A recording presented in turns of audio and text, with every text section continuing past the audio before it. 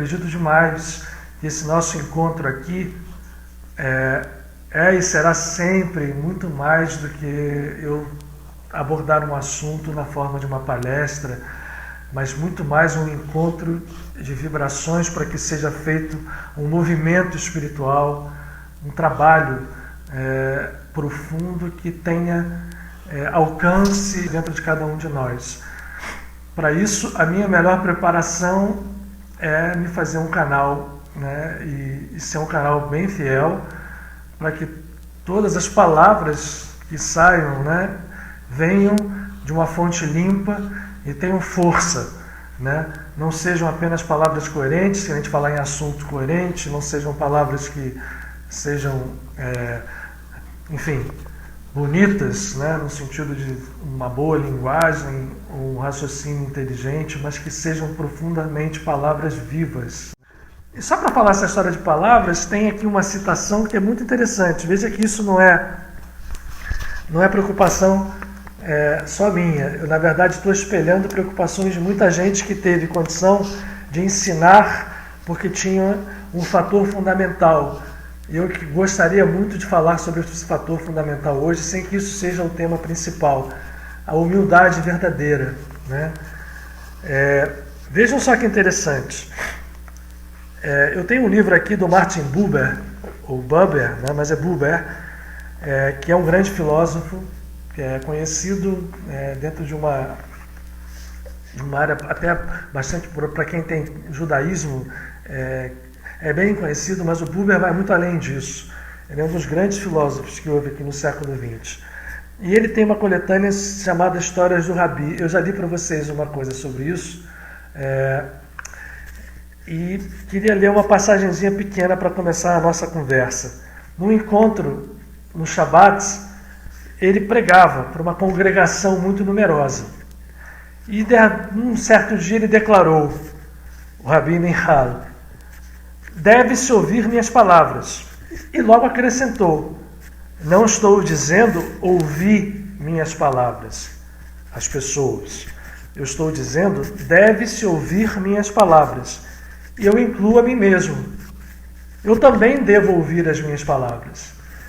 Então, ele tinha perfeita noção de quando a gente está nessa conexão, e essa conexão é nossa, trabalhando juntos nesse momento, para que as palavras que eu venha dizer aqui sejam palavras que eu também ouça.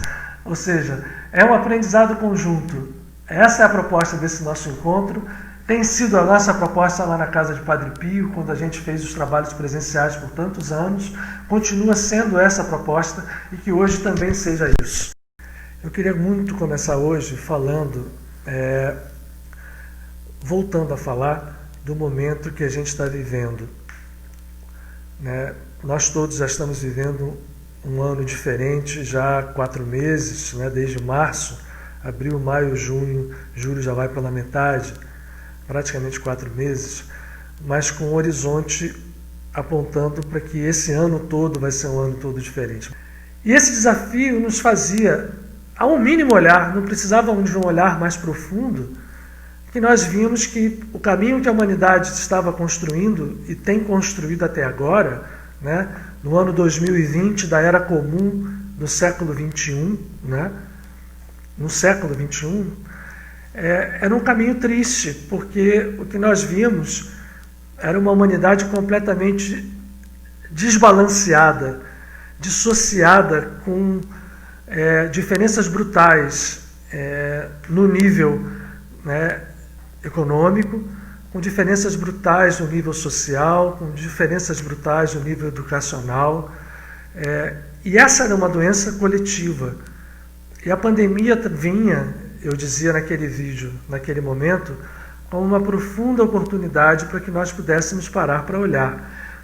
E aí, a gente olhando isso 4 meses depois, agora, né, ainda que não tenha morrido aquela chama que parecia que se acendia naquele momento inicial, quando todo mundo estava comovido, né, mexido por dentro, para, nossa, o que nós fizemos até agora?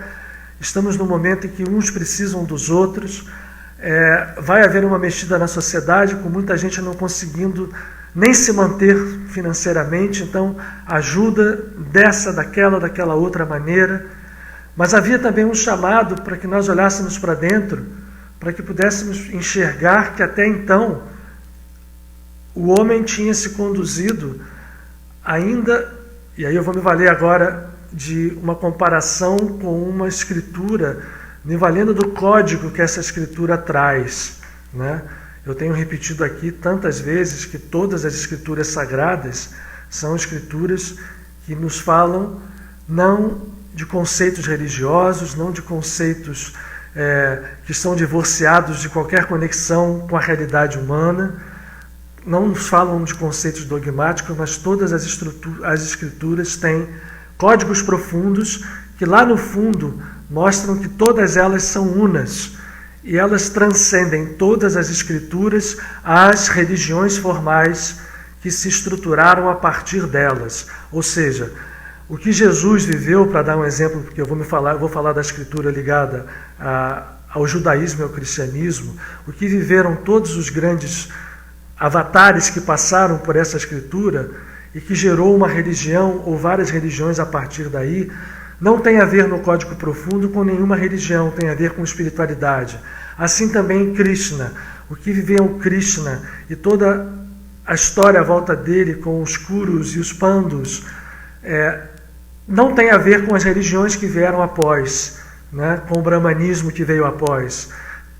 O código de tudo aquilo que os avatares vivem tem a ver com uma espiritualidade profunda, e essa espiritualidade não está ligada à religião. Então, me valendo de uma escritura, o que nós temos feito como humanidade até agora, no ano 2020, tem sido espelhar aquilo que foi anunciado lá atrás, e está gravado nessa escritura sagrada, na Bíblia, no livro do Gênesis, o livro em hebraico do Bereshit, onde lá está dito, na criação em 7 dias, a consciência divina, que é chamada propositalmente de vários nomes, no original hebraico isso nos leva a entender com mais facilidade o código, não há um nome Deus e Deus e Deus, como a gente simplifica nas línguas ocidentais. Para cada momento daquele processo existe um nome que se referencia a esta consciência infinita. Então se usa Elohim, se usa Adonai, se usa Yah, se usa Ehyeh. Cada nome significa uma característica profunda de código. Então, quando na Escritura Sagrada se diz e criou o homem à sua imagem e semelhança, macho e fêmea os fez, a criação inicial é unitária. Depois nós vamos ver ela se partir numa dualidade, Adão e Eva, símbolos. E esta dualidade, no primeiro momento, com um poder enorme de consciência, podendo desfrutar do que é chamado do paraíso, onde apenas o Adão, dando nome à criatura, criava também como um ser emanado, imagem e semelhança de Deus, mas nós vamos ver aquilo que é chamado do pecado original. O pecado original, no código que a gente está querendo trazer para a gente compartilhar aqui juntos, é o entendimento quando se come um fruto de uma árvore, a árvore do conhecimento do bem e do mal. Comer esse fruto gera o pecado original. É estranho isso, né? Como é que eu comendo um fruto que dá conhecimento do bem e do mal pode me levar a um pecado? A gente tem que entender o código, a gente tem que descascar essa cebola. Ora, quando come-se o fruto que dá conhecimento de bem e mal, e isto é o pecado original, significa que naquele momento a emanação divina que somos nós, a imagem e semelhança do Criador, ao comer esse fruto, passou a ver bem e mal na criação, que antes é toda una, onde não existe bem e mal separados, onde existe algo que é transcendente ao bem e ao mal, e que a gente poderia chamar, para definir na nossa linguagem ainda imperfeita, um super bem. Lá, um bem com uma letra maiúscula enorme, infinita, tão grande que a gente não consegue nem ver, mas é maior e é diferente dos nossos conceitos de bem e de mal. Ora, esse processo levou ao pecado Pecado, a gente já traduziu aqui, a palavra pecus vem do latim corta, pedaço, a ilusão da separação. E essa ilusão da separação levou à expulsão desse estado edênico, ou estado do paraíso, ou estado de consciência que era vinculada à divindade. Ora, se a gente for entender esse símbolo lá para trás, a gente pode extrapolar para muitas coisas, não apenas para a criação da humanidade terrena. A gente pode extrapolar o símbolo para a criação de um ser universal que transcende, inclusive, o nosso próprio universo, né? Então, quando a gente sai desse estado de consciência e vai trabalhar dentro dessa dualidade conflitada que nós estamos hoje, geram-se todas as distorções que nós estamos nesse momento.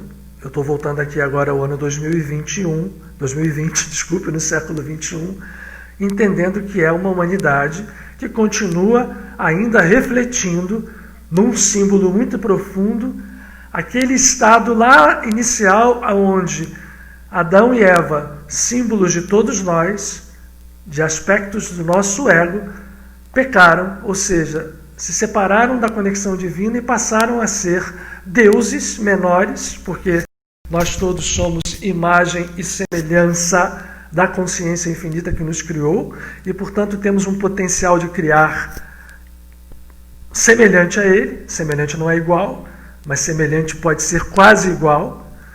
E nós somos quase iguais ao Criador, semelhantes a ele, criando dentro do estado do pecado. O que é o estado do pecado? A ilusão da separação. O estado da humanidade hoje é esse. Por mais que a gente veja que a humanidade tenha avançado, que a humanidade tenha progredido, que a humanidade tenha ganho em termos de conhecimento, de tecnologia, se a gente olhar e fizer uma análise um pouco mais ampla e mais fria, nós vamos ver que ainda nos falta muito. É claro que a gente viu movimentos muito bonitos, né, de solidariedade, de pessoas agindo para buscar auxiliar as outras, mas eu penso, pelo menos, posso estar errado, que o desafio que foi apresentado a nós, de nós podermos aproveitar o momento, né, de chamada à consciência, de buscar a atenção, para darmos um salto verdadeiro, não está sendo aproveitado como poderia. Ao lado de movimentos de solidariedade, nós começamos a ver movimentos que vão mostrando que esse ego humano, e por isso eu usei a comparação, né, simbólica, codificada com o estado lá contado na história do Adão e Eva no Gênesis, que quando se conhece o bem e o mal, a gente vai acreditar sempre que bem é aquilo que nos satisfaz, que bem é aquilo que é bom para nós, é aquilo que me deixa num estado confortável, independente do outro.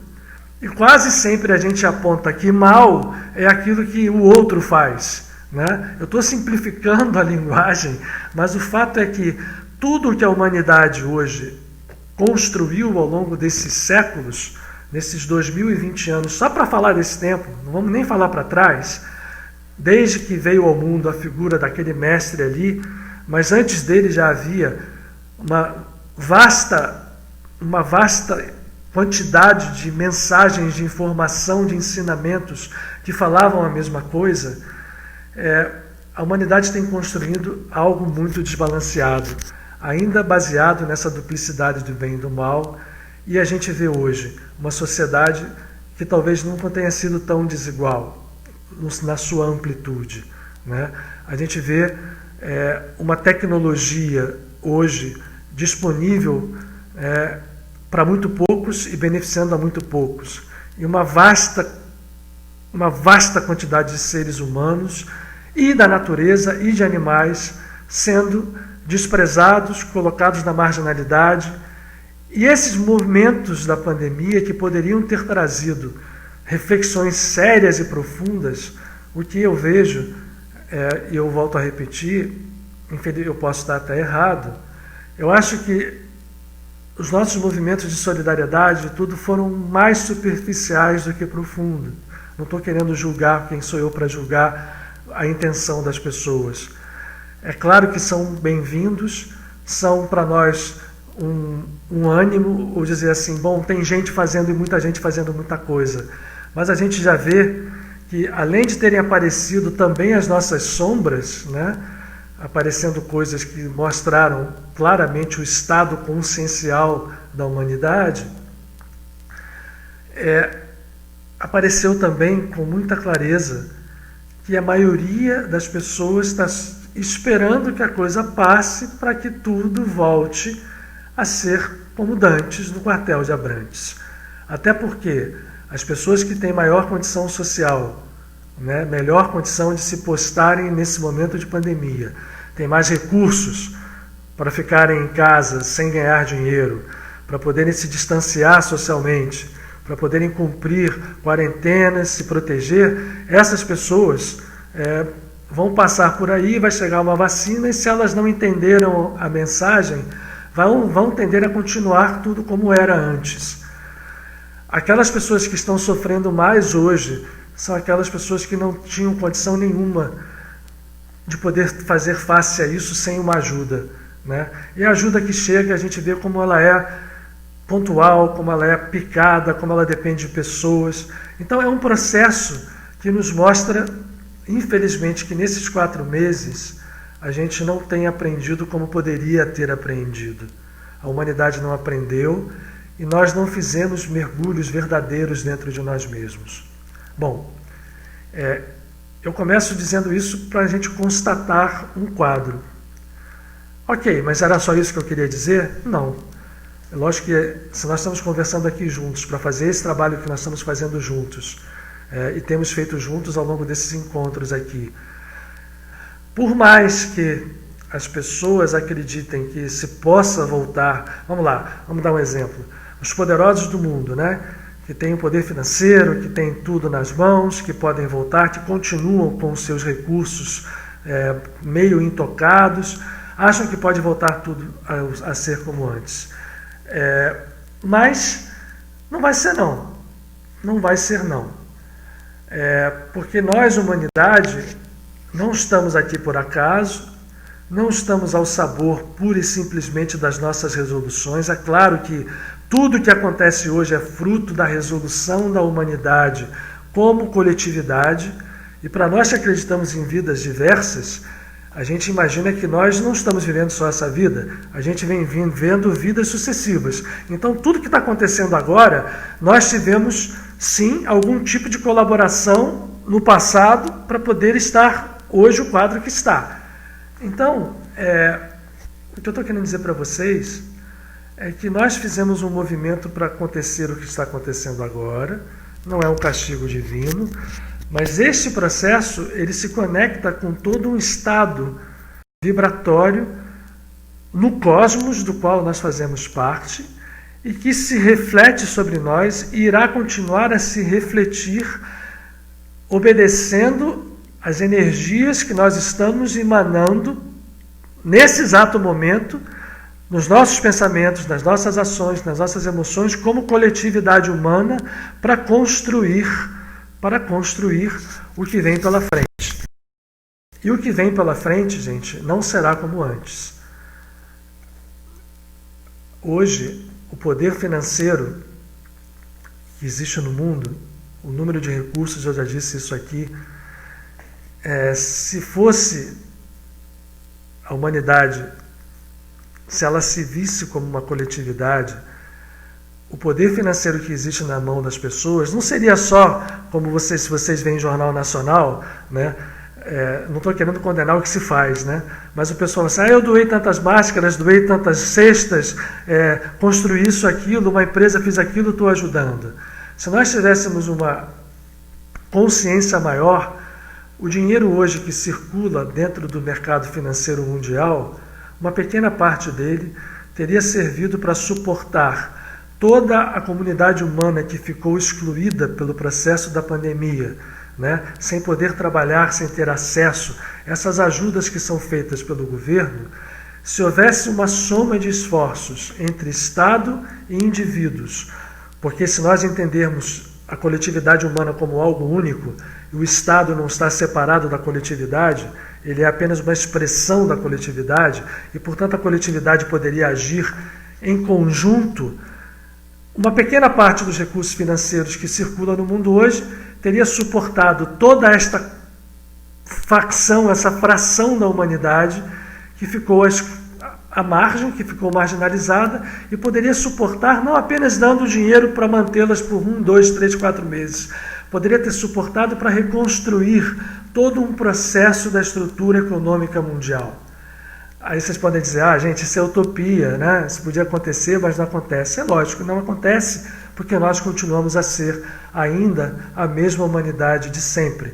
Nós, criaturas humanas, por mais que a gente faça, nós ainda estamos refletindo o estado egóico, e por isso eu usei este exemplo, né, de ir buscar lá na escritura sagrada do judaísmo e do cristianismo, na Bíblia, no livro do Gênesis, a simbologia da consciência de Adão e Eva terem perdido o estado paradisíaco e construírem um mundo a partir desta perda, e nós, infelizmente, continuamos construindo o mundo a partir daquela perda ou pecado original, a perda do estado de consciência original, e continuamos nos debatendo, né? Nos debatendo, por mais que pareça que a humanidade está evoluindo, esta evolução ainda não nos leva àquilo que a gente poderia chamar de verdadeira evolução. A verdadeira evolução, gente, ela se dá e só se dará dentro de cada um de nós. E isto, quando acontece, isto naturalmente se reflete em toda a estrutura do nosso ser.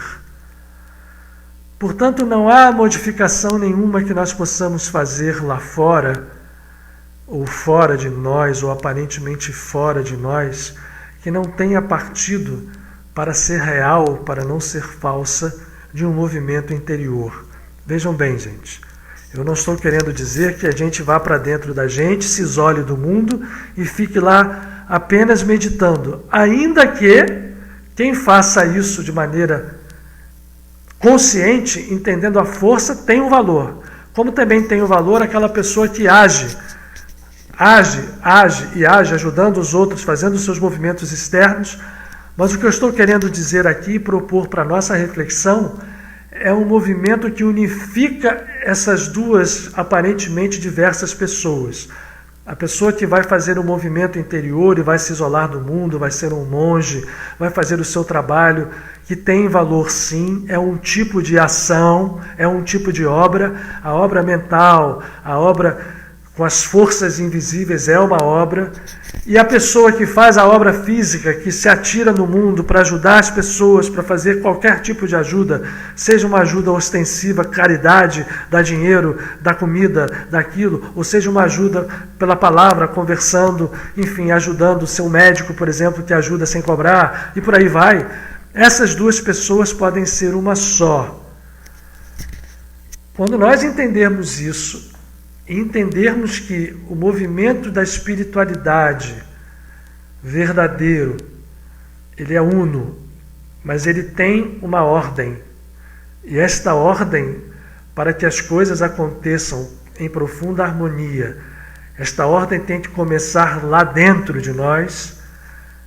E começando lá dentro é um despertar, como está dizendo a Ana, de uma consciência superior, que a gente pode sim chamar de consciência crística.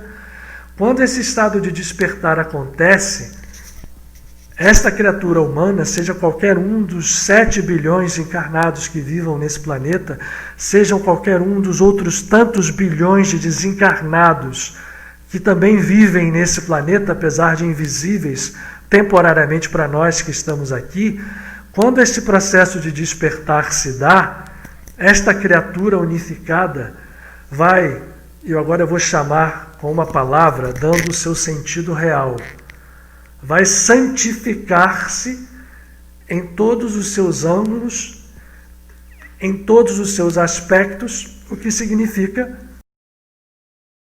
santificar cada pensamento, cada emoção, cada palavra e cada ato. E o que eu estou querendo dizer com santificar? Não é santificar no aspecto religioso, do julgamento religioso se alguém é santo ou não, porque isso é incapaz, nós somos incapazes, qualquer um de nós, de dizer se uma criatura é boa, se é santa ou se não é. Porque aí vai valer muito mais a nossa percepção egóica. Eu estou querendo dizer santificado no sentido profundo que essa palavra tem e que eu já tenho dito aqui. Santificar significa unificar. E eu, para dar força a essa definição, vou à palavra, a raiz grega da palavra hail, holy em inglês, que vem de holos, grego. O holy, que significa santo, Holy Spirit, né? O Espírito Santo, vem de holos. E o que é holos? Né? Todo mundo já sabe do holismo, né? Uma palavra até que acabou perdendo força. Significa aquilo que se integra, que se unifica. E, portanto, santificar significa tornar uno aquilo que foi separado lá no início, no que nós hoje fomos nos referenciar ao pecado original. Portanto, o desafio que nos foi apresentado em março a toda a humanidade, entre todos os seus aspectos, né, de nos movermos para nos protegermos e, portanto, nos protegermos, protegendo a nós, estamos protegendo ao outro, ao nosso companheiro, fazermos movimentos de ajuda, de solidariedade, movimentar estruturas. Esse desafio, ele continha dentro do seu bojo um desafio primordial, que era o de nós entendermos como humanidade, pararmos, né? E o momento da quarentena favorecia isso, para pensarmos nas nossas origens, ainda que não tivéssemos respostas definitivas, porque isso é impossível no nosso estado de aprendizado ainda agora, e a partir de entendermos que essa busca era importante e fundamental, fazermos o movimento correto de buscarmos dentro de nós o início para que pudéssemos nos santificar ou unificar o nosso ser, e a partir daí, tudo que nós fôssemos começando a fazer, qualquer ato, estaria perdendo o vínculo esse que existe ainda com o nosso ego. Por que eu estou dizendo isso? Porque o que nós temos visto aí, infelizmente, nos atos coletivos e individuais, é ainda o ego predominando. Nós temos ego predominando muitas vezes nas ações bonitas, aparentemente bonitas, né, das pessoas, que fazem com boa intenção, mas ainda tem ego ali.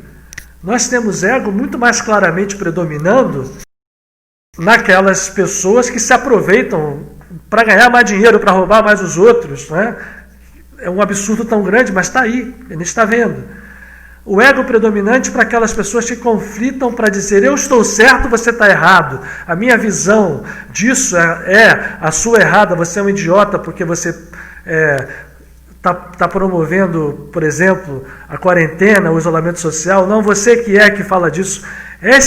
Todas essas ações nos levam ainda que sejam muito bem intencionadas, né? E algumas delas estão até corretas. Por exemplo, eu acredito perfeitamente que sim, nós temos que ter isolamento social. Eu acredito perfeitamente que nós temos que ter cuidados para que a gente cientificamente possa lidar na situação. Isso está correto. Mas no momento em que eu transformo isso num cabo de guerra, e isso vai bater lá à frente de uma opção de outras coisas, vejam como até no lado bom, veja a história do bem e do mal lá atrás, ainda pode ter ego.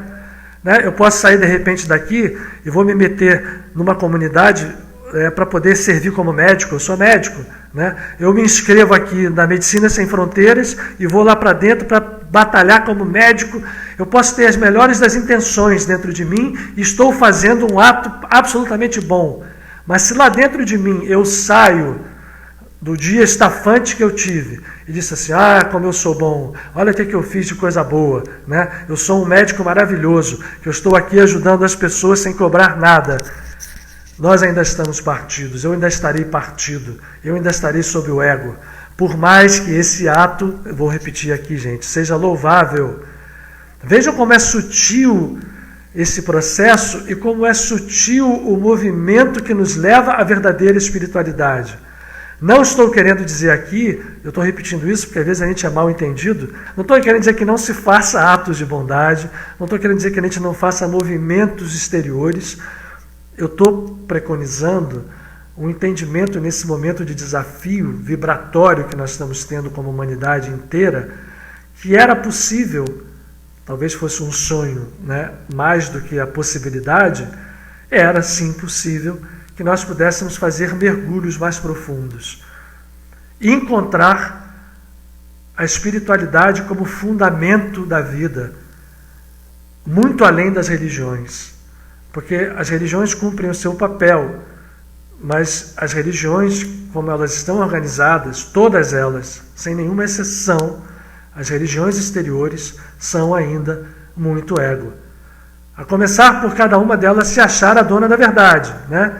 No fundo, por mais ecumenismo que haja, né, por mais, e não estou nem falando do fundamentalismo e do radicalismo, que também existe em todas as religiões, mas por mais ecumenismo que haja, eu vou admitir a outra fé, mas a verdadeira é a minha.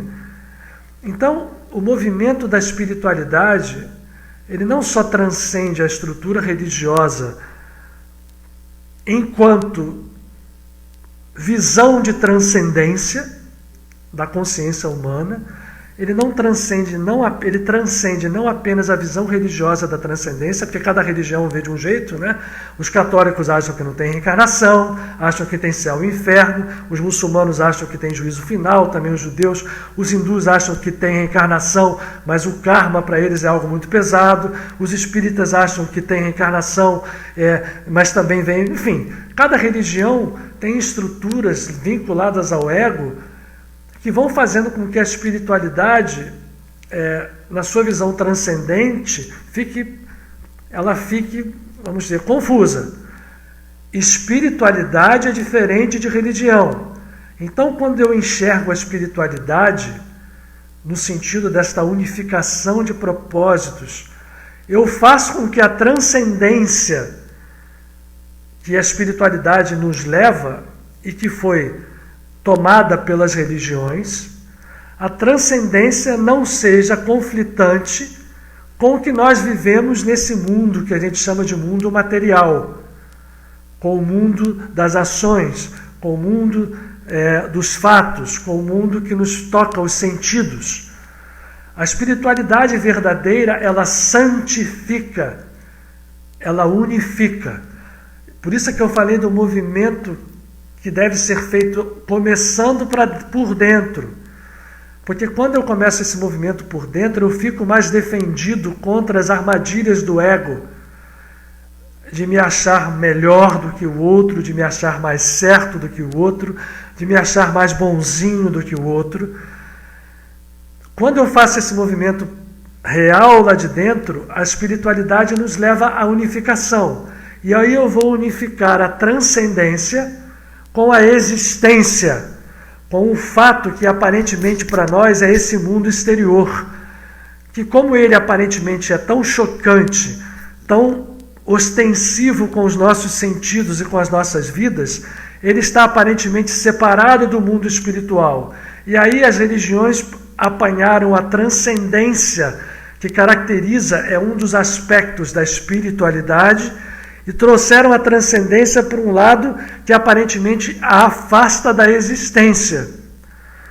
E a existência, o mundo dos sentidos, quando a ciência humana começou a crescer a partir do século XVI e tomou o vulto que tomou a partir do século XIX, quando a ciência humana cresceu e passou a confrontar os conceitos deturpados da espiritualidade, que as religiões tinham transformado, né? Criando dogmas, como por exemplo, a Terra gira em torno do Sol, não, o Sol gira em torno da Terra, né? Adão e Eva são seres reais, e por aí vai. Quando a ciência passou a confrontar isso, a transcendência e a existência ficaram em pontos separados. E a gente continuou separado, a gente continuou conflitado, a gente continuou vivendo uma dualidade que não santifica, que não unifica. A espiritualidade verdadeira, ela tem que unificar. E voltando ao aspecto prático, nós estamos vivendo um momento, ainda dá tempo, pelo menos individualmente, mas se a gente entende que o indivíduo faz parte dessa unidade, vale a pena cada um de nós trabalharmos dentro de nós mesmos, de fazermos esse movimento para questionarmos as nossas posições egóicas ainda, quais sejam elas. Então, quando a gente fala, eu só tenho uma complementação para fazer aqui, tem uma pergunta aqui, né? Muitos precisam ser influenciados, sim, pelos bons exemplos, claro, e os bons exemplos devem ser melhores ainda quando houver o bom exemplo externo, né, perfeitamente unificado com esse estado interior de espiritualidade. Eu vou chegar lá, mas então eu falei da transcendência da espiritualidade que foi apanhada pelas religiões e aparentemente afastada da existência da espiritualidade.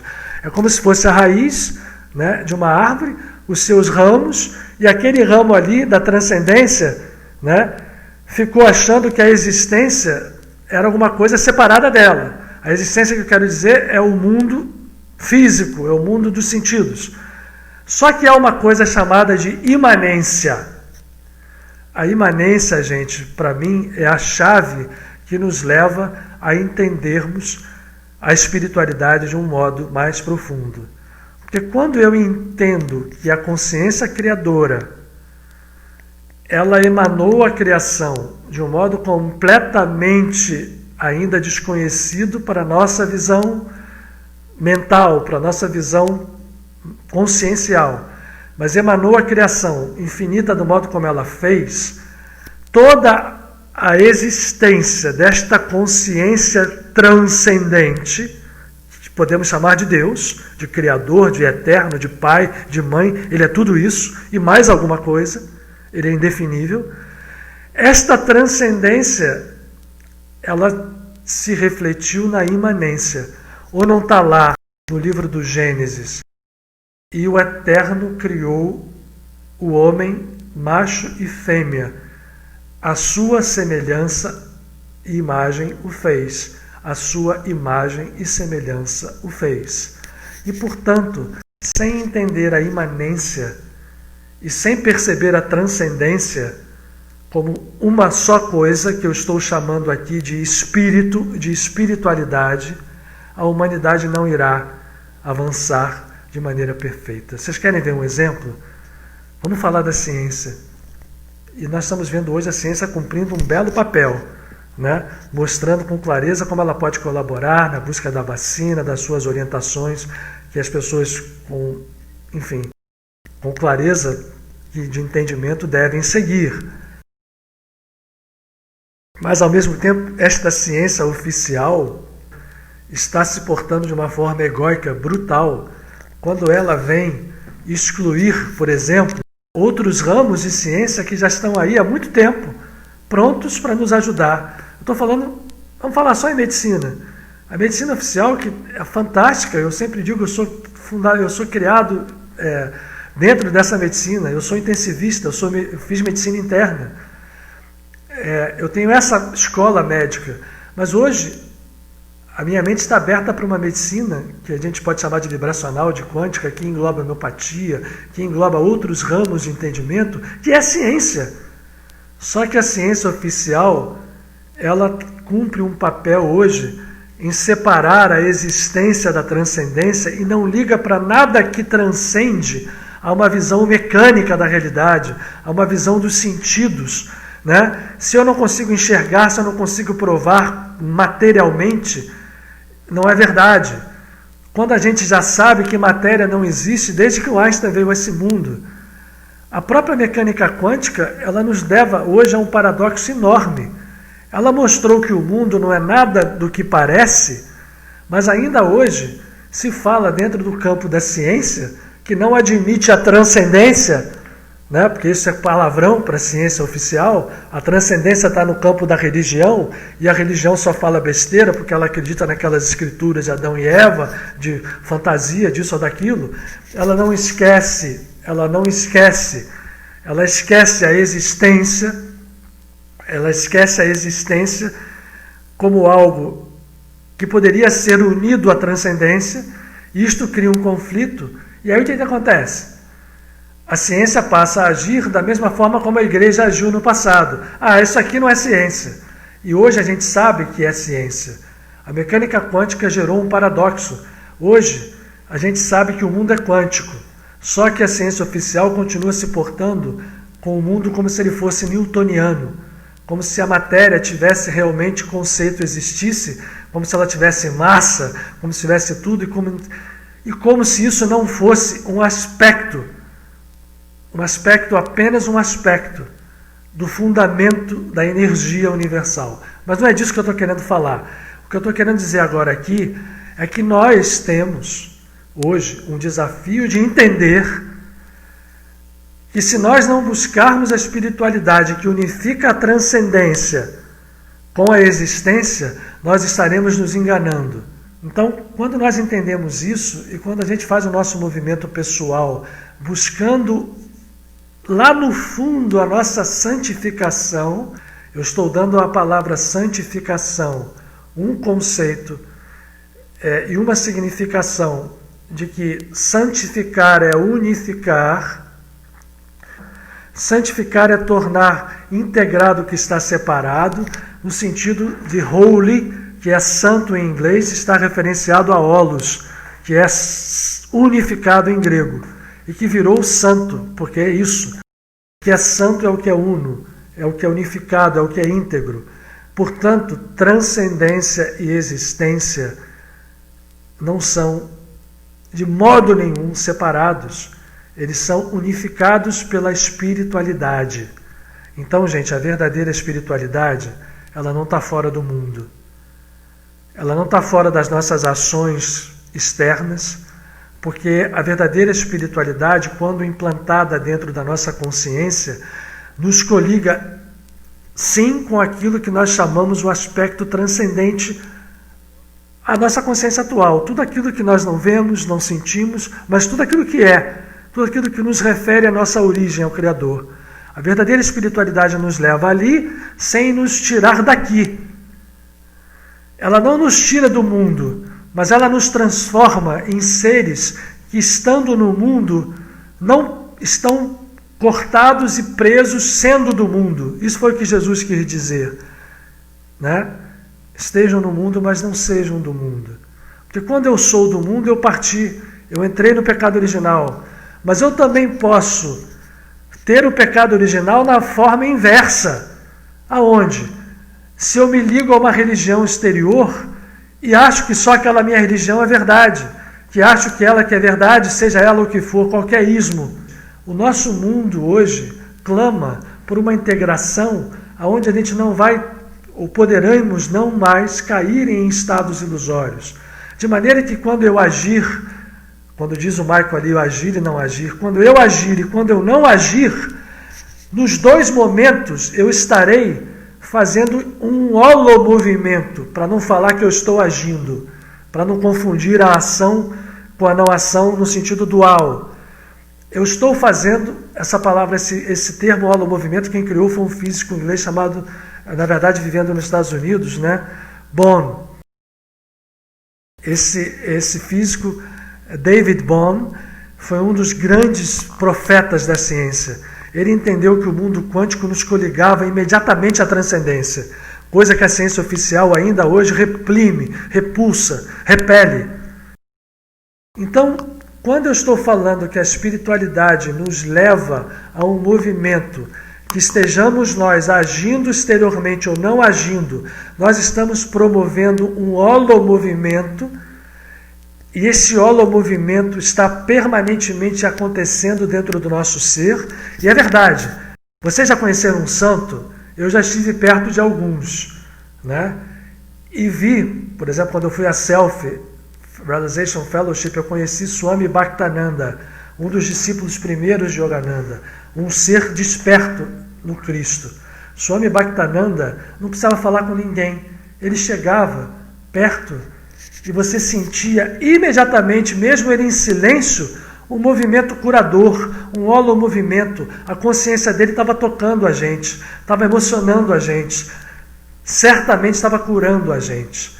Agora, para nós atingirmos esse estado de espiritualidade, de holomovimento, que se expressa mesmo no silêncio, e aí quando eu fizer qualquer ato, seja o ato mais simples e pequenino, seja o ato mais ostensivo, ou seja, ato nenhum, vejam bem, eu estou unindo transcendência com existência pela imanência. Deus está, o Criador está imanente em mim. E, portanto, quando eu reconheço e desperto nesta imanência, eu estou agindo nesse holomovimento, mesmo sem agir exteriormente. Por isso eu não estou querendo usar a palavra agir, eu estou usando o holomovimento. Isso é ser santo. Nenhum de nós está nesse estado. E o que eu estou querendo dizer é que a gente, nessa pandemia, teve chance, ou está tendo chance, de entender que não estamos. Então, tendo cuidado de tudo que estamos fazendo, seja agindo exteriormente ou não estando agindo, não esteja mais uma vez nos enganando.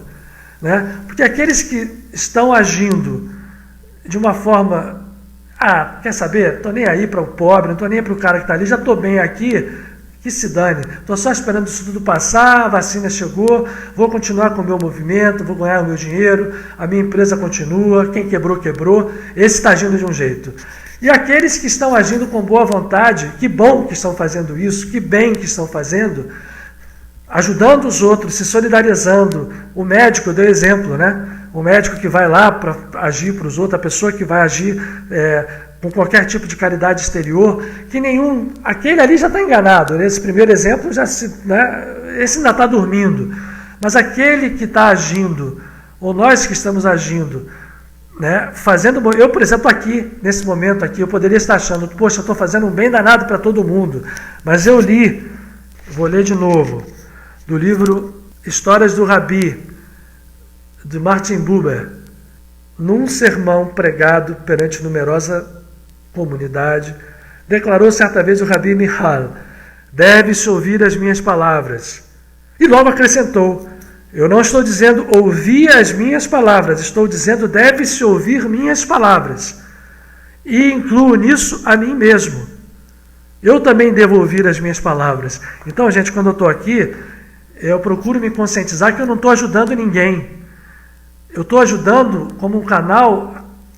Esse ninguém pode se transformar por todos, que eu estou ajudando a mim mesmo, porque as palavras não são do meu ego, ou eu tenho que procurar que elas não sejam. Certamente eu vou cair, muitas vezes elas vão ser do meu ego. Mas o meu objetivo aqui,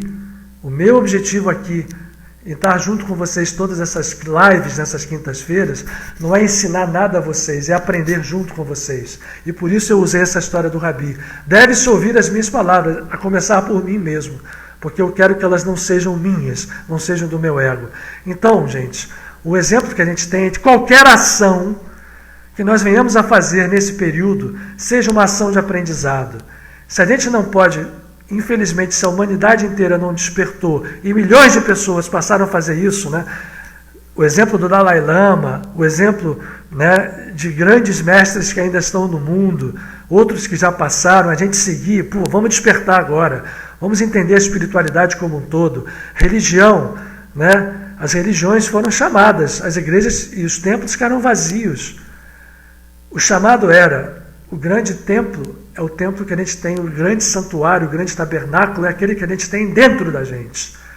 E as religiões foram chamadas a entender que o seu movimento devia partir da espiritualidade e não dos conceitos que foram guardados, estruturados e petrificados pelas religiões, que não admitem nada fora deles, por mais que elas possam conviver bem com as outras ou não. A ciência é a mesma coisa.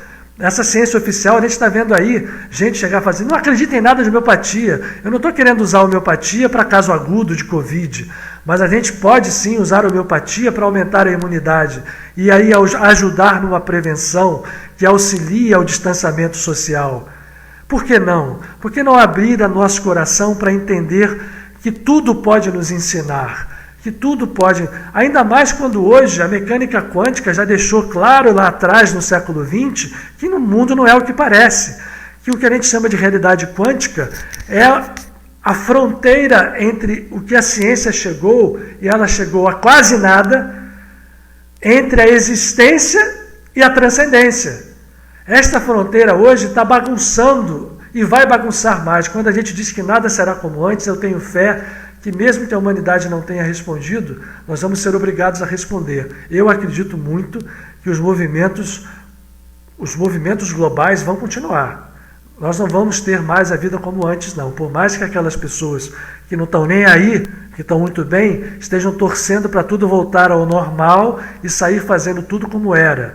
Não vai ser. Não sei como vai ser esse não vai ser. Tá certo? Eu não sei como vai ser esse não vai ser como antes. Mas vai ser alguma coisa que nós poderíamos e ainda poderemos, como disse a Lúcia, nunca é tarde, ao menos para a gente fazer os movimentos pessoais. Nunca é tarde para a gente entender o que nós estamos vivendo. Para entender que a gente pode aproveitar cada dia e cada noite para nos santificarmos. Que significa não nos tornarmos santinhos, bonzinhos, mas entendermos a espiritualidade como raiz e como caminho de união para tudo aquilo que existe e para tudo aquilo que transcende. Por quê? A espiritualidade nos fala da imanência, não existe matéria. Né? E por isso não existir matéria, a ciência hoje, né, ainda está presa, por mais que esteja provado que não existe matéria, numa visão material. A ciência continua vendo da forma que Newton, que Galileu ainda viam, e ainda no século XIX, a gente acreditar que matéria tinha uma identidade própria. Não tem mais. E, portanto, a gente tem uma chance, por isso que eu falei, a fronteira da existência, que é o mundo que nos toca os sentidos, que nos dá a aparência da matéria, essa energia condensada que se chama matéria, a ciência vai levando a existência à fronteira da transcendência. Só que chegou na fronteira ali, os dois países, vamos chamar assim, estão em guerra. Né? A religião continua, né, combatendo a ciência porque não acredita em Deus, e a ciência continua combatendo a religião porque diz que Deus não existe. E eu digo a vocês, gente, ao meu ver, quando a gente vai pela espiritualidade, pelo tronco da espiritualidade que nos fala da imanência do Criador em nós, nenhum desses dois deuses. A ciência já diz que não existe, então o Deus dela é o ego. A ciência não engana nada, ela idolatra o ego do saber, do orgulho, da vaidade de ser cientista, de descobrir coisas, né? Esse é o Deus. E o outro Deus das religiões, para mim, nenhum desses dois deuses, com letra minúscula, existe. Nós estamos num tempo de entender a divindade, o Criador, como algo muito maior do que nós jamais pensamos ser. Mas que, ao mesmo tempo, por isso eu insisto muito na imanência, está lá dentro de nós, prontinho para se manifestar quando a gente desperta, quando a gente abre os olhos. Né? Portanto, gente, o caminho que eu vejo é o que passa pela espiritualidade, nos tirando da ilusão. E a prática desse caminho é nós tomarmos cuidado com aquilo que nós estamos fazendo ou achando que estamos fazendo de uma forma certa, correta. Né? Vocês querem ver uma coisa? Eu vou ler um outro trecho aqui sobre... Eu volto insistindo na tecla da humildade. Eu até coloquei no Instagram uma foto com uma passagem desse livro, das Histórias do Rabi. Um trecho muito interessante sobre a humildade. Nessa história toda que eu contei, da gente buscar a espiritualidade como o tronco de uma árvore que a gente poderia chamar da árvore da vida. E essa árvore da vida tem vários ramos. E essas árvores, os vários ramos que acham-se a árvore, por isso não se santificaram, não se unificaram. O que é campo onde a religião se apropriou, o campo da transcendência, e o campo da existência onde a ciência, principalmente a ciência do século XIX, do século XX agora, se apropriou, né? Que são ramos desta mesma árvore cujo tronco eu estou chamando aqui de espiritualidade, mas eu poderia chamar de consciência infinita, de espírito, de qualquer outro nome, de semelhança com o divino, de imanência do divino. Estes ramos que não se entendem partes de uma árvore da vida Conflitam-se existência e transcendência, esquecendo-se da imanência. E brigam o tempo inteiro. E a humanidade está construída dentro dessas visões partidas e conflitantes. Toda a nossa estrutura social, vocês falaram aí de governos, que são governos que se valem dessa opressão do outro, da conquista, da imposição de ideias, seja de qualquer linha ideológica, mas isso vem do ego. Eu voltei a isso tudo porque a espiritualidade verdadeira, a imanência verdadeira não existe, não será possível de ser alcançada sem que nós entendamos o que seja a humildade. Nem mesmo o amor incondicional é atingido sem a humildade, porque eu posso amar e aí de repente eu começo a amar e vou começar a me achar, puxa, como eu amo, como meu amor é bonito, é puro, como eu perdoo, né? O desvio para o ego, mesmo em campos sutis, sem a humildade, é muito fácil. Então, eu vejo nesse movimento interior, quando a gente mergulha buscando a espiritualidade e buscando entender a imanência divina em nós, realmente, a gente tem que entender que só atingimos esse entendimento, só vamos atingir quando nós tivermos a concepção e a realização da humildade dentro de nós. A humildade verdadeira. Que não é nem humilhação, nem nos submetermos a ninguém, isso não é humildade, nem algo que eu pense que tenho, mas não tenho. A humildade, ela é tão transparente que a gente não dá para vê-la. Ela é tão imanente que o verdadeiro humilde, na verdade, eu penso assim, em nenhum momento vai se achar humilde. É difícil a gente botar essa em linguagem, né? Vejam comigo. Na página 186 do livro Histórias do Rabi de Martin Buber, tem lá um chamado, ainda do Rabi Yechiel Michal, humildade não é mandamento. Olha só. Perguntaram ao Rabi Yechiel, todos os mandamentos constam da Torá. Quando fala mandamentos, a gente está traduzindo em português, são as palavras, os conceitos, aqueles códigos. Diz a pessoa que falou isso, né? Todos os mandamentos constam, mas a humildade, que vale mais do que todas as outras virtudes, não figura aí como um mandamento. Só há elogios a Moisés por ter sido mais humilde dos homens. Mas em nenhum momento se cita a humildade como algo necessário, como mandamento. O que significa esse silêncio? Perguntou alguém ao Rabi Yechiel. E o Rabi Yechiel responde, se alguém quisesse exercer a humildade a fim de cumprir um mandamento, não chegaria jamais à verdadeira humildade. Achar que a humildade é mandamento é inspirar-se em Satã. Satã, só para lembrar, em hebraico significa o adversário. E o maior Satã é o nosso ego. Né? Já dizia o Berto Roden, Lúcifer significa o portador da luz e ele é o ego. Porque o ego tem luz, o portador da luz. Só que ele esquece essa luz ou ele distorce essa luz. Então ele diz, voltando, quem achar que exercer a humildade é um mandamento jamais chegaria à verdadeira humildade, porque achar que a humildade é mandamento é inspirar-se em Satã. Ele, o adversário, enfatua o coração do homem, diz-lhe que é sábio, que é justo e temente a Deus, e que seria digno de se elevar acima do povo, mas que isso seria soberba, e que é mandamento ser humilde e ser comum, igual a gentes. O homem, então, cumpre o pretenso mandamento e assim alimenta ainda mais o seu orgulho. Olha que coisa interessante que está aqui. O Satã fala assim, olha, cuidado, hein?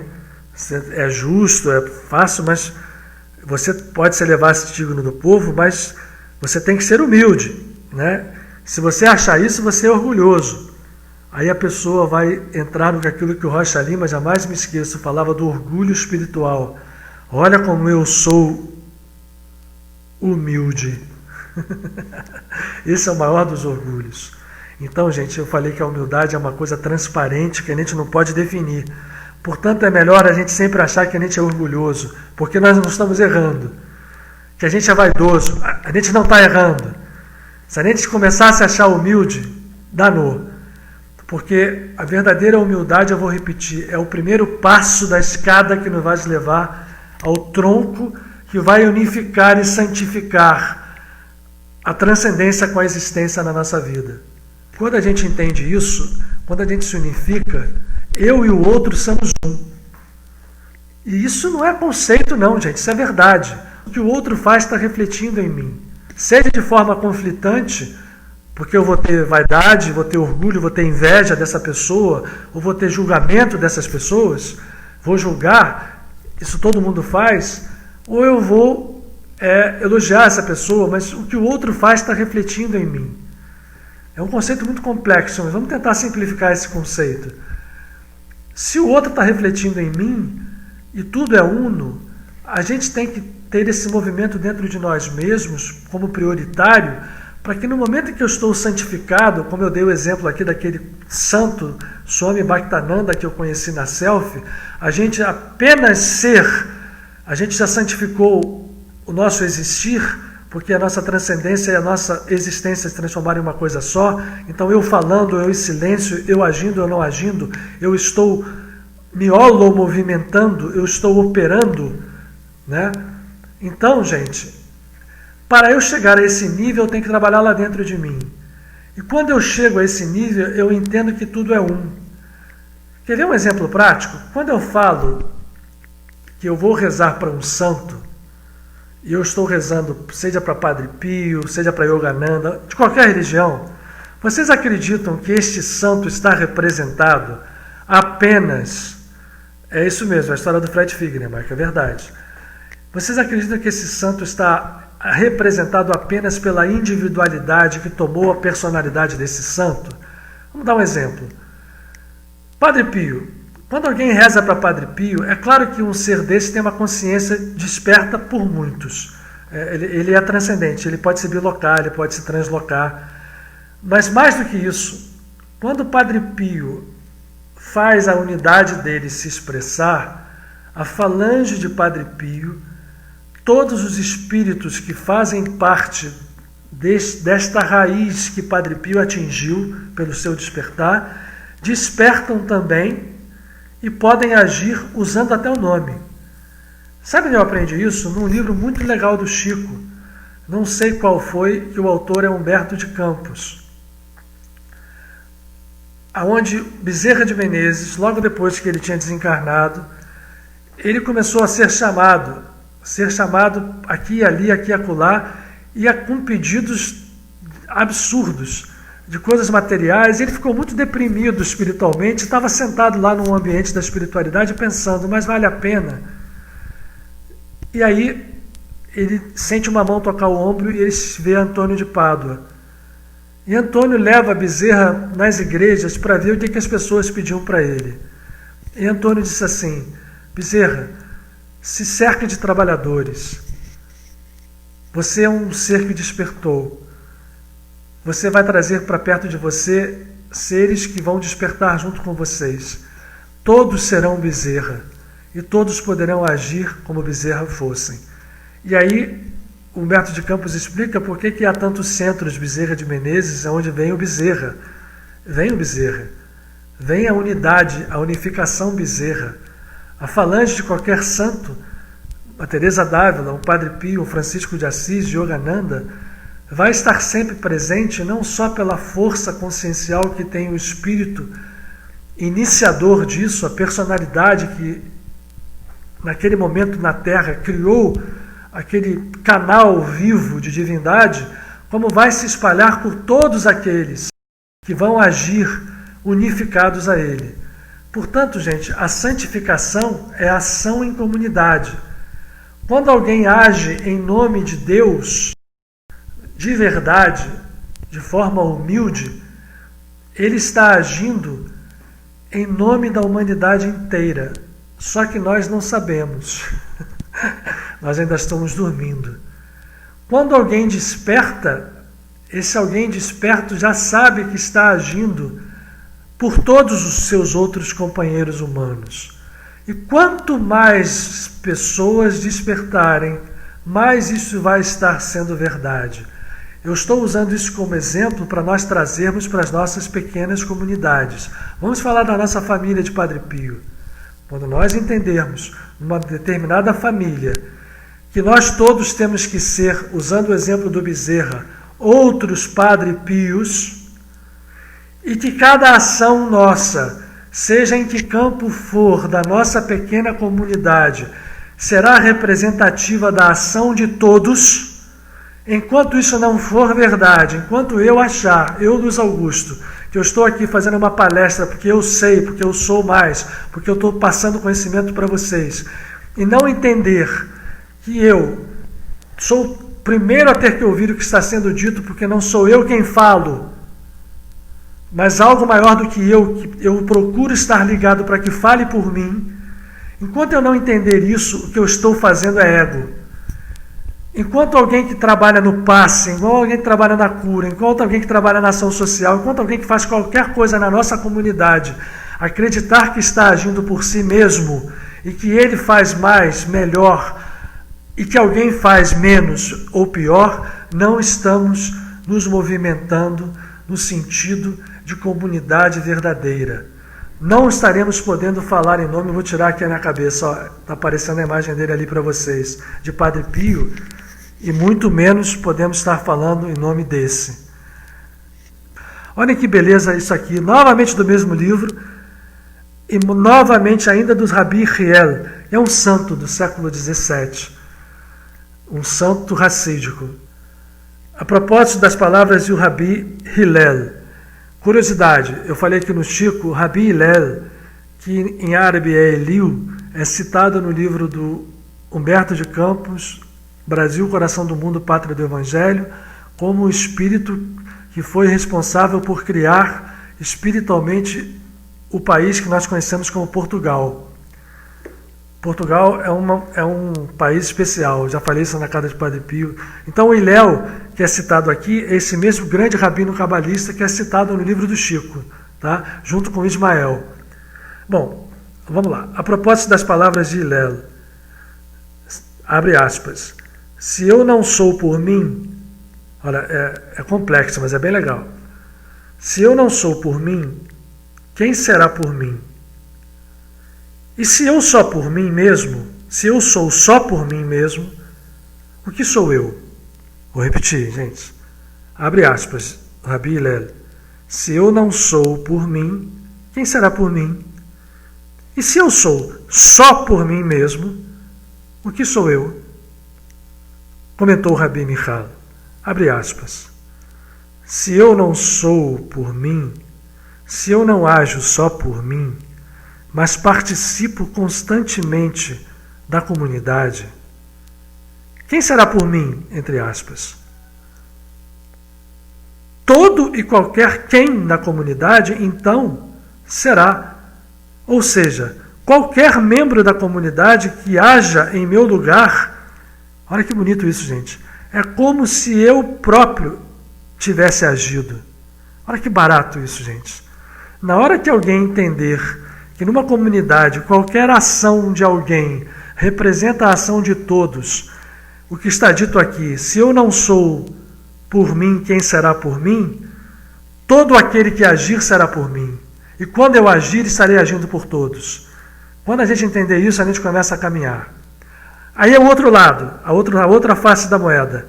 Então qualquer quem, ou seja, qualquer membro da comunidade que haja em meu lugar, é como se eu próprio tivesse agido. Ponto. Mas, a outra face. Se eu ajo só por mim, quando eu não participo dos outros, quando eu não me uno a eles numa aliança, o que sou eu? Então tudo o que eu efetuo sozinho, na senda das boas obras, é igual a nada diante do Eterno, que é a fonte de todo o bem. Gente, eu acho que eu precisava falar só isso hoje, não precisava falar mais nada. A gente entendeu o que está dito aqui? Se a gente entende que a unidade perfunde a nós e tudo que é feito é feito por todos, tudo que é ação se eu estou unificado, santificado lá dentro, se eu me movimentei no holo-movimento da minha santificação, eu sei que o que eu estou fazendo, todos estão fazendo. Eu sei que a ação, por sua vez, de outro, nós todos estamos sendo beneficiados porque nós todos estaremos agindo. Um comentário de vocês, a gente ainda está lá muito longe disso, é verdade. A gente ainda é vaidade, a gente ainda é orgulho, a gente ainda é ego. Por isso que eu estou dizendo que essa quarentena, essa pandemia pode ainda nos ensinar muito, se a gente der esse mergulho e aí conseguir dar 1, 2, 3, quantos passos forem. Mas há um alento, um consolo muito grande nas palavras desse mestre aqui. Lá no Evangelho de Lucas tem uma parábola chamada a parábola do filho pródigo. Todo mundo sabe essa história, né, gente? O filho pródigo era filho, pegou tudo que o pai lhe dera, né, toda a divindade que ele tinha, representada nessa palavra pelos bens, e desbaratou essa divindade. Gastou tudo que ele tinha nos campos da ilusão do ego, até o momento que ele se viu longe de casa, trabalhando como escravo numa pocilga com a cara no chão na lama. E aí, gente, em um momento que ele está ali, ele fala, gente, eu tinha uma casa, eu tinha um pai, onde eu tinha tudo. Eu vou me arrepender, eu vou voltar atrás, eu vou buscar a minha consciência anterior. Eu vou buscar o estado do qual eu parti, filho de um pai criador, do qual eu tinha toda na sua imagem e semelhança, tudo aquilo que ele tinha. Então, ele resolve lá dentro dele fazer assim, olha, eu vou pedir perdão para o meu pai, eu vou chegar lá, vou dizer que eu vou ser seu servo, vou trabalhar como seu empregado, porque lá, pelo menos como empregado, eu vou ter muito mais do que eu tenho aqui, comendo o resto que os porcos comem.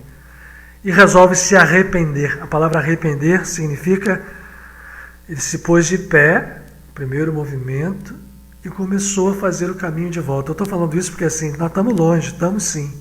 Ah, então se eu estou longe, caraca, vai dar um trabalho absurdo. É muita reencarnação na minha frente, é muito karma para eu pagar. É isso que a gente pensa. Mas, quando ele se bota de pé e vê o caminho na sua frente, longo, e começa a dar o caminho, ele começa a ver o pai que estava lá longe, olha para ele e vai em direção a ele. As pessoas leem essa parábola e não percebem às vezes essas sutilezas. O pai vai em direção ao filho e a maior parte do caminho que o filho pensava que tinha que fazer, de andar muito, que a gente pode simbolizar pelo karma, pelas reencarnações, pela dívida que a gente tem, por tudo aquilo que nos oprime e aí acaba nos dando falta de ânimo, falta de força, nos levando a ficar largados e resignados a manter esse status de pouquíssimo avanço espiritual. O pai vem. O que significa? Se eu sou filho dessa consciência, se eu estou ligado a ela, se eu sou imagem e semelhança, nada mais justo que se eu faço um movimento de retorno e o caminho nesse movimento, se for feito só por mim, é longo, que o Criador não faça o movimento. E o pai vai. Mas tem mais uma outra coisa. O filho tinha preparado todo um discurso, né? Pai, me perdoa, pai, eu fiz isso, pai, eu vou ser teu servo, pai. E quando ele vai começar a falar, o pai tapa a boca, dá-lhe um abraço e diz, filho, que bom que você voltou. Chama os seus colaboradores e diz, tirai a roupa dele, dai um banho, vistam com a melhor roupa, dai-lhe anéis e vamos fazer um banquete. O que está simbolizado aí, gente? Que os esforços nossos são muito menores do que os resultados. Não são lineares, não são medidos pelo esforço humano, não são medidos pelas nossas atrelagens à lei do karma, não são medidos pela nossa contagem. Agora vamos usar um pouquinho a linguagem mais moderna, linear da física materialista, de tempo e espaço lineares. Os nossos esforços são medidos num campo que a ciência quântica só agora está tocando. Num campo onde não existe tempo e espaço como nós contamos. Num campo onde a linearidade não predomina e onde nós podemos dar, sim, e aí faz sentido, saltos, em que o caminho não aparece. O salto quântico, para quem não sabe, cientificamente, é o ato, o elétron ou qualquer corpúsculo sair, no caso o elétron, de uma órbita para outra, sem que a gente possa dizer aonde ele passou. Não há caminho traçável. Portanto, ele passou por outra coisa, por outra dimensão. Portanto, o filho pródigo é uma parábola quântica, gente. Porque ele diz, os pequenos movimentos que nós fazemos dentro de nós, verdadeiros, buscando essa humildade aqui que não pode ser definida, e que ninguém pode se achar humilde. Ninguém pode se achar humilde, porque ninguém é humilde achando que é. A gente só é humilde quando isso for tão natural quanto o patinho feio, que achava que era feio, mas era o cisne. Quando isto for verdade, de verdade, a gente vai dar o pequeno passo quântico que vai responder o Criador com o seu movimento de chegar e nos tapar a boca. Nem perdão ele quer que a gente peça. Ele só quer uma coisa: retorne para casa, retorne para a sua consciência original, retorne para o estado do qual você nunca saiu, porque pensar que saiu é uma ilusão. E, portanto, o caminho longo que você pensava que tinha que fazer não é longo coisa nenhuma. É só um abrir de olhos. Vou tirar até os óculos aqui. Abriu os olhos, se pôs de pé, começou, vamos ver que a resposta vem. Mas é preciso que a gente faça isso de verdade. Tudo que eu falei hoje aqui, para mim mesmo, começando por mim, é que nós precisamos ter a consciência de que os movimentos precisam ser sinceros e dentro de nós, para que a gente unifique aquilo que está separado. Separado em todos os sentidos. A nossa transcendência, o que é aparentemente transcendente, deve se unir à existência, ao que aparentemente é existente ou fora de nós, para que a imanência possa falar, para que Deus possa viver em nós e possa se expressar em nós, para que o Santo, bendito seja, possa sentar-se no seu trono. Isso é um código que está nas Escrituras Sagradas em vários trechos, no Antigo e no Novo Testamento, nos Salmos, nos livros da Torá, nos Evangelhos. O Pai precisa sentar-se no seu trono. E quando o Pai senta-se no seu trono, significa que nós e o Pai nos transformamos em um só. Ele se tornou uno conosco e a imanência fez com que a transcendência e a existência se transformassem numa só coisa.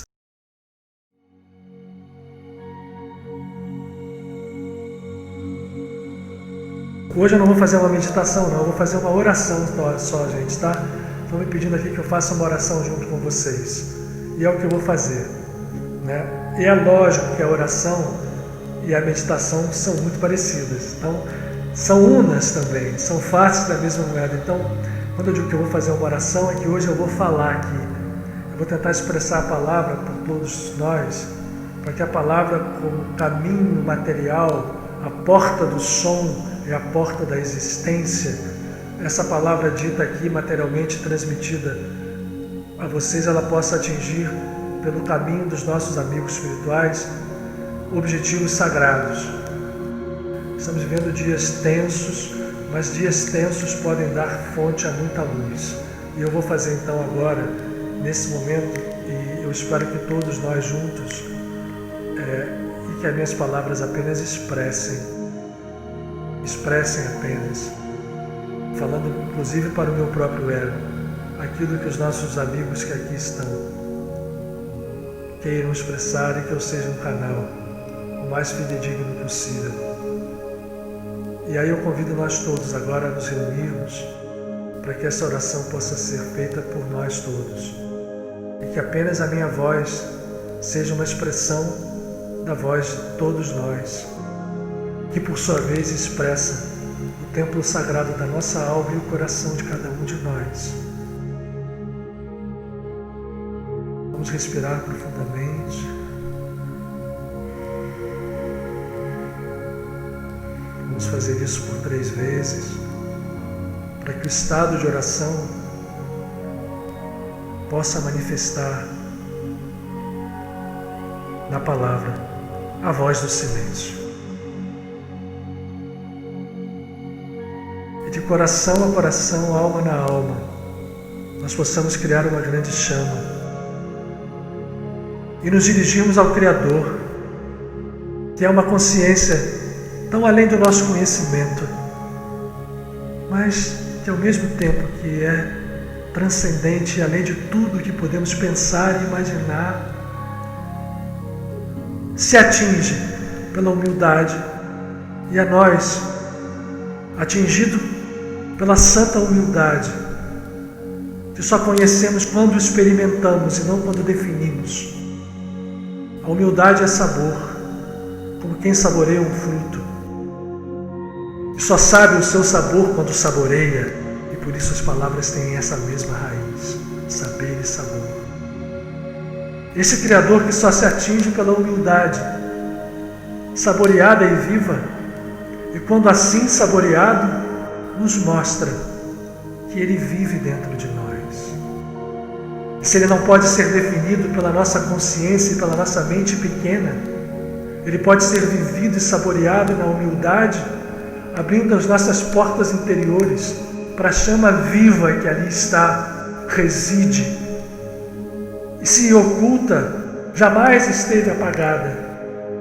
E como viva e expressão desse próprio Criador, quando nós o compreendemos no sabor e no saber, podemos exercer, aí sim com a verdadeira humildade, com o verdadeiro amor, o poder que vai agir sim, o poder que não tem limites, o poder que o Mestre de Nazaré nos diz, quando exercido com certeza e com emuná, fé, não limita-se a nada e pode transportar montanhas. Esse poder que só se atinge pela humildade saboreada pode brilhar como chama e nesse momento, de alguma forma, em cada um de nós ele possa brilhar, para que nós possamos ter uma chama única aqui. E que essa chama haja, opere, cure, santifique. Como unificados ao Criador, com sinceridade absoluta, cada um de nós poderá dizer, com toda a sabedoria e com toda a humildade, porque a verdade então estará brilhando, sem as cascas da vaidade, do orgulho, do egoísmo cruel. Esta chama estará brilhando e poderá dizer, como disse o Mestre de Nazaré, eu e o Pai somos um. É Ele quem opera, não sou eu, o meu ego, quem faz as obras. É o Pai em mim que opera. E hoje nós entendemos, todos nós, de alguma forma, que essas obras não são apenas as obras feitas com nossas mãos. São elas, sim, mas são tudo aquilo que de nós emana. Porque quando brilha essa chama dentro de nós, emana de nós a luz, que nos fala no silêncio e fala através mesmo do nosso silêncio. Poderemos estar mudos, mas estaremos operando porque não somos nós, não é o nosso ego que opera, mas o Pai, a Mãe, a unidade que opera e vive em nós. Que hoje nós possamos ter aprendido ainda um pouco a dar mais esses passos, a ver essa luz crescer dentro de nós, que esse momento de oração conjunta nos sirva para que essa luz possa brilhar e realizar as suas obras. E são obras de cura, não só em nós que estamos aqui, mas que essa luz possa brilhar, transcendendo tempo e espaço, porque tempo e espaço não existem, só existe como está na palavra de Paulo de Tarso, na Epístola aos Coríntios, só existe o agora, porque ali está: é chegado o tempo da salvação, e o tempo da salvação é agora. Paulo disse isso há 2000 e quase 20 anos atrás. Como poderia isso ser verdade? Porque o agora transcende o tempo e o espaço, e o agora é sempre o momento da salvação. E o momento da salvação, sendo o agora, é o momento em que estamos vivendo aqui, com essa chama acesa. E este agora transcende, cura, não se limitando a nós, não se limitando àqueles a quem amamos. E aqui certamente estamos dirigindo essa nossa oração, mas agirá pela lei universal da graça, pela lei universal infinita de cura e de salvação, entendida no seu sentido mais profundo, estará agindo de alguma forma nesse momento, onde nós nem saibamos. E que bom que não sabemos, porque fazendo assim, estaremos fazendo pela verdadeira humildade. E é isso que nós queremos, Pai. É isso que nós queremos, Mãe. É isso que agora nós queremos, como quem saboreia um fruto, não da árvore do conhecimento do bem e do mal, que nos levou a nos acreditar tantas coisas pelo ego que não somos, mas o fruto da árvore da vida. Queremos saborear esse fruto. E este certamente é o fruto que o Mestre comparou ao pão da vida, que é a própria consciência crística. O pão que é fruto do trabalho humano sobre a semente do trigo, porque o fruto da árvore da vida deve ser trabalhado como um pão vivo, para que nós possamos dele comer e jamais ter fome. Que a luz brilhe em nós nesse momento, que a gratidão também se expresse com toda a sua beleza, que a humildade desconhecida, não definida, não iludida, possa viver em nós e abra as portas para o amor, para o seu poder incoercível, incomensurável, e para a salvação, que é entendida no seu sentido mais profundo como o despertar da consciência crística, da consciência divina, da consciência cósmica, da consciência verdadeira em nós. Isso é cura, isso é bênção,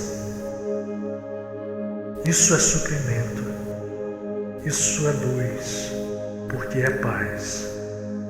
E que a paz esteja, mas mais do que esteja, que a paz seja e viva em nós para sempre. Amém.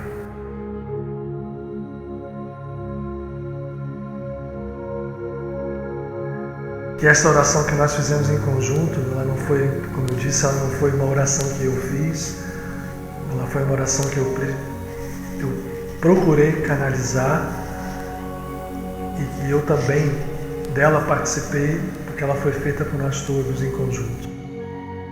Que ela possa ter o poder de se refletir em nossas vidas, para as nossas necessidades pessoais, por que não? Porque é justo, é da lei. E isso aqui nunca disse diferente disso. Ele disse: buscai em primeiro lugar o reino, e todo o mais virá de acréscimo. O que é todo o mais? Nós temos necessidade de suprimento, de saúde, de bem-estar, de paz. Esse todo mais vem quando a gente desperta, e portanto nós temos sim o direito de fazer pedidos pessoais, pedir pelo outro, sim, pedir por nós, unificar isso tudo também numa coisa só. E que a gente não se esqueça desse aprendizado comum e do amor que vem a partir desse entendimento de uma forma natural. A partir desse movimento interno, tudo vem naturalmente, tudo decorre de um fluxo natural, assim dizem os taoístas, né? Quando a gente entende o Tao na sua profundidade, no seu silêncio, o fluxo da vida não nos perturba, e a gente faz com que qualquer movimento seja para nós um movimento benéfico. E a partir de nós entendermos isso, de aceitarmos isso, poderemos controlar tudo. É um paradoxo, mas vamos nesse paradoxo que a gente vai achar nele todas as respostas. Muita paz para todos, muita luz e até a próxima. Que Deus nos abençoe e nos ilumine sempre. Que a paz do Cristo e o amor infinito do Pai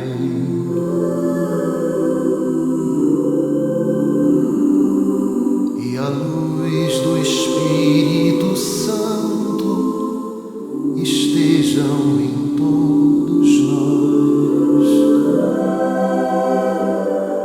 agora e para sempre.